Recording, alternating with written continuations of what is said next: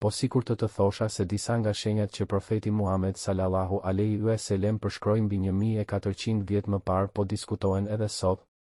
Askush nuk e di se kur do të vijë dita e gjykimit. As engjëjt dhe as profetët nuk e din. Vetëm Allahu e di kohën e saj. Por para se ajo ditë të vijë, do të ndodhin ngjarje që do ta tronditin botën.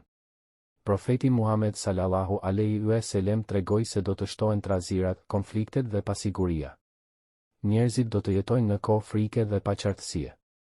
Shumë do të kërkojnë drejtësi, por do ta kenë të vështirë ta gjejnë. Në ato kohë të vështira, sipas haditheve, do të shfaqet Imam Mehdiu. Ai nuk do ta kërkojë pushtetin për vete, por njerëzit do ta njohin dhe do t'i japin besën. Në udhëheqjen e tij, padrejtësia do të zëvendësohet me drejtësi dhe paqe. Por kjo është vetëm fillimi. Hadithet përmendin ngjarje edhe më të mëdha, betejë që do të ndryshojnë historinë, shfaqjen e Dexhallit, një prej sprovave më të mëdha që do të përjetojë njerëzimi.